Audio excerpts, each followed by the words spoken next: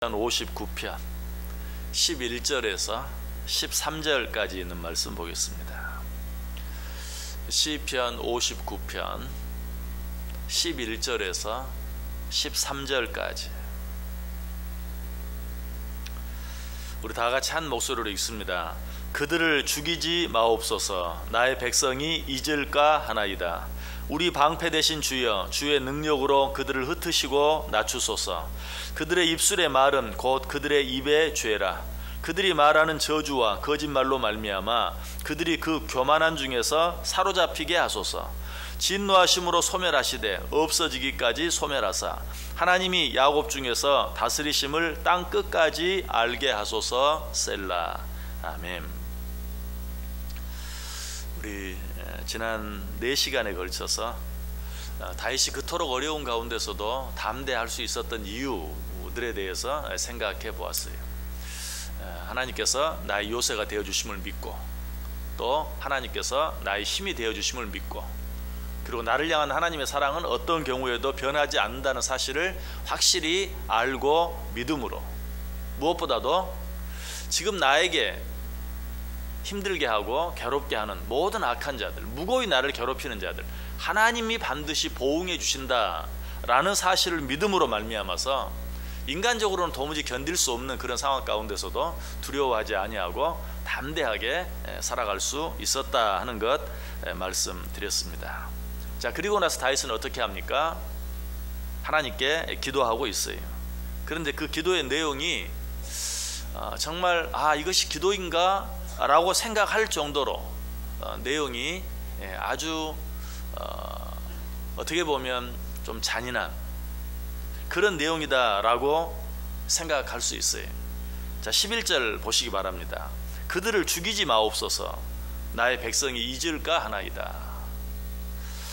그들을 죽이지 마옵소서. 거기까지만 생각하면 참 좋은 내용처럼 들립니다. 비록 나를 괴롭게 하고 힘들게 하였지만 그래도 죽이지는 마옵소서.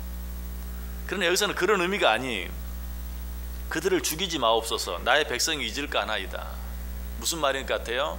하나님, 그들이 잘못하고 죄를 지었는데 그렇다고 너무 쉽게 죽이지는 마십시오. 왜? 그러면 그들의 죄를 우리 백성들이 너무 쉽게 잊어버릴 것 같습니다. 그러니까 너무 쉽게 죽이지 마시고 오랫동안 고통을 당하게 해주십시오 하는 그런 내용이에요. 자, 이렇게 생각하면 참 너무 잔인하죠. 어떻게 하나님 앞에 기도하면서 이렇게 기도할 수 있는가 라는 생각이 들 정도인데요, 실제로 오랫동안 죄로 인해 고통을 당하고 죽지 않고 오랫동안 고통을 당하는 그런 형벌을 당한 자가 나와요. 사무엘하 3장 29절에 보면 그 죄가 요압의 머리와 그의 아버지의 온 집으로 돌아갈지어다. 또 요압의 집에서 백탁병자나 나병 환자나 지팡이를 의지하는 자나 칼에 죽는 자나 양식에 떨어진 자가 끊어지지 아니할지로다. 여기 요압에 대해서 하나님께서 벌을 내리는데 그와 그 후손들이 오랫동안 고통을 당하는 그러한 모습을 여기 기록하고 있어요. 사무엘상 2장 36절에도 나와요. 그리고 내 집에 남은 사람이 각기 와서 은 한 조각과 떡 한 덩이를 위하여 그에게 엎드려 이르되 청하노니 내게 제사장의 직분 하나를 맡겨 내게 떡 조각을 먹게 하소서 하리라 하셨다 하니라. 역시 요압의 후손들이 어때요? 정말 먹을 것이 없어서 떡 한 조각이라도 나로 하여금 먹게 해주옵소서 라고 사정하고 있는 그런 모습을 보게 돼요. 이렇게 만들어 달라는 거예요. 지금 나를 괴롭게 하고 힘들게 하는, 무고히 나를 괴롭게 한 저자들 쉽게 죽이지 마시고 오랫동안 고통을 당하게 해주옵소서. 그들 자신뿐만 아니라 그 후손들까지도 그렇게 되게 해주옵소서 라고 기도하고 있어요. 자, 11절 뒷부분도 보시면 우리 방패 되신 주여, 주의 능력으로 그들을 흩으시고 낮추소서. 흩으시고 낮추소서. 이 말은 이리저리 방황하며 유리하며 구걸하며 살게 해 주옵소서 하는 그런 말과 똑같아요. 주의 능력으로 그들을 흩으시고 낮추소서. 이 말씀을 보면 동생 아벨을 돌로 쳐 죽인 가인을 생각하게 돼요. 가인이 동생 아벨을 쳐 죽임으로 말미암아서 자기 고향에 살지 못하고 떠나서 이리저리 유리방황하면서 사람들의 눈을 피해 살아가는 그런 가인의 모습을 보게 되죠. 그렇게 해달라는 것이, 나를 괴롭게 하고 힘든 저들을 그렇게 해 주옵소서. 또 어떤 사람은 여기서 흩으시고 라는 말을 흔드시고 라는 말로 번역하기도 해요. 실제로 그런 의미도 그 단어 속에 있어요. 뭘 흔들어 달라는 것인가? 그들의 높은 지위, 명예, 권세, 부, 건강, 이런 모든 것들을 하나님이 흔들어 달라 라고 기도하고 있어요. 12절도 보시길 바랍니다. 그들의 입술의 말은 곧 그들의 입의 죄라. 그들이 말하는 저주와 거짓말로 말미암아 그들이 그 교만한 중에서 사로잡히게 하소서. 당시에 가장 무서운 일이 있다면 이방 나라의 포로로 잡혀가는 것. 그래서 항상 하나님께서도 정말 죄를 지었을 때 그 이방 나라의 손에 그들을 맡김으로 말미암아 포로가 되게 하는 그런 벌을 자주 내리신 것을 구약 성경에 보게 돼요. 지금 다윗이 그렇게 기도하고 있어요. 주여 저들로 하여금 사로잡혀 가게 하소서, 이방 나라들의 포로가 되게 해 주옵소서 라고 기도하고 있습니다. 또 실제로 이러한 벌을 받은 자들도 있어요. 대표적인 사람을 얘기한다면 하사엘과 베나닷 이라는 자들을 이야기할 수 있어요. 이들은 다메섹 왕들입니다. 그런데 하나님의 백성들, 이스라엘 백성들을 무척 괴롭힌 자들이, 실제로 이들이 후에 정말 그 강한 나라의 왕들이었지만 후에 포로로 사로잡혀가는 그러한 모습을 우리가 성경을 통해서 보게 돼요. 그리고 이 하사엘과 베나닷은 부자관계였어요. 아버지도 아들도 악을 행하다가 결국은 함께 포로가 되어지는 그런 모습을 보게 돼요. 그들이 행한 여러 가지 많은 잘못들이 있지만 특별히 그 가운데 한 가지를 이야기한다면 교만이었어요.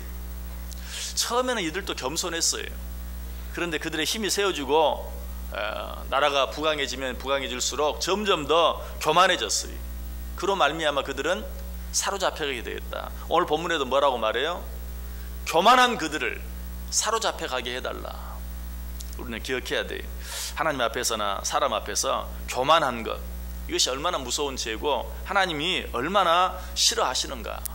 자, 어쨌든 다윗은 이들로 하여금 사로잡혀가게 하소서라고 기도하고 있습니다.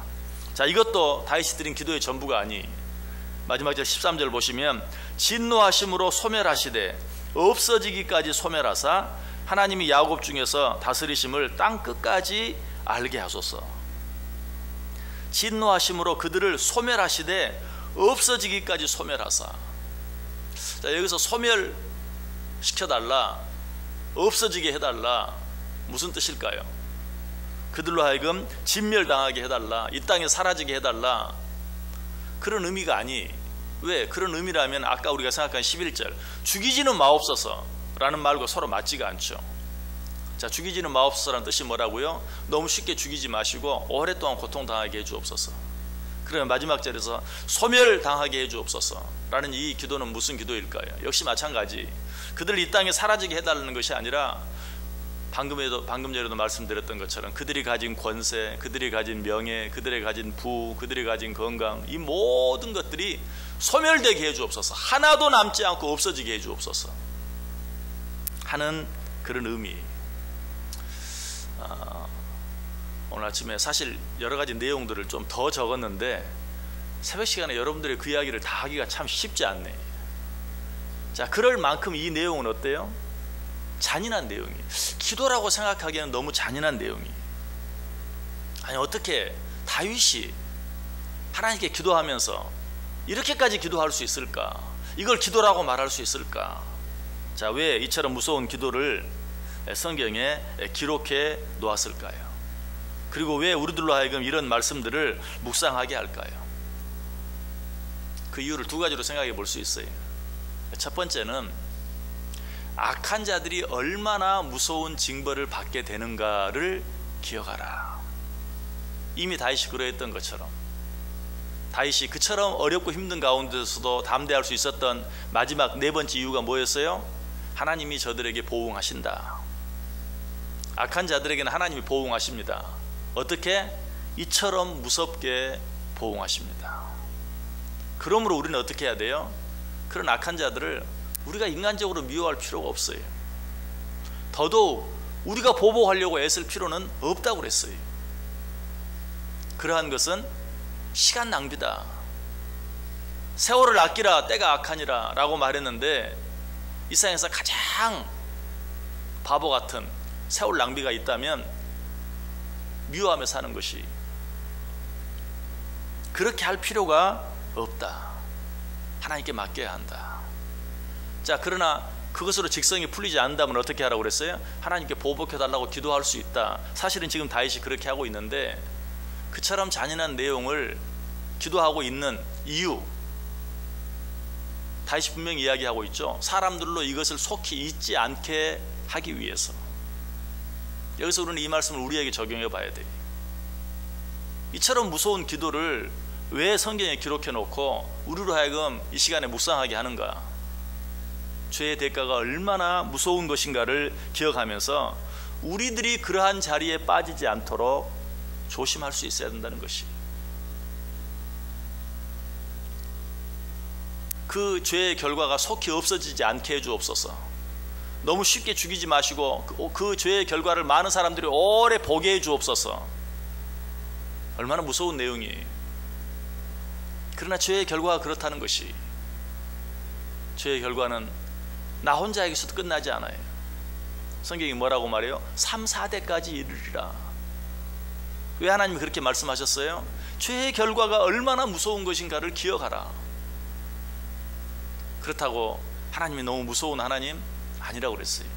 하나님이 복을 명할 때는 어떻게 명하신다고요? 1000대까지 복을 받을 것이다. 그러나 죄의 결과로 형벌을 받는 것에 대해서는 3, 4대까지. 그럼에도 불구하고 왜 그렇게 말씀하시는가? 죄의 결과를 기억하라. 죄의 무서움을 기억하라. 혹시라도 그런 자리에 있다면 속히 돌이키라. 그런 자리에 빠지지 않도록 조심하고 또 조심하라 하는 것을 우리에게 가르쳐 주시기 위해서 이러한 말씀까지도 성경에 기록하고 있다는 것이, 말씀을 마칩니다. 혹시라도 이 세상의 어떤 죄악 때문에 실망이 되는 일이 있습니까? 낙심이 되는 일이 있습니까? 그럴 필요 없습니다. 이 세상에서 죄를 가장 싫어하시는 분은 하나님이세요. 하나님이 처리하실 것입니다. 하나님이 해결하실 것입니다. 우리는 더 하나님 의지하고 더 하나님 바라보며 살면 됩니다. 그런데 혹시라도 그러한 죄의 자리에 내가 앉아 있거나 서 있거나 그런 자들과 함께하고 있지는 않습니까? 복 있는 자들은 그러한 자리에 앉지도 아니하고 서지도 아니하고 그런 자들과 함께 하지도 않는다고 그랬어요. 그 사실을 오늘 우리에게 가르쳐주고 있어요. 오늘 하루 어떻게 살기를 원하세요? 죄 때문에 실망하지 마세요. 낙심하지 마세요. 누군가를 너무 미워하지 마세요. 복수하려고 하지 마세요. 나 자신을 바라보세요. 내가 혹시라도 그런 자리에 있다면 속히 돌이키세요. 속히 그러한 것들을 떠나세요. 속히 그러한 것들을 멀리 해야 돼요. 한 해가 또 다 지나가고 있어요. 꼭 이 해가 지나가기 전에 정리해야 될, 회개해야 될, 돌이켜야 될, 떠나야 될 것들이 있지는 않습니까?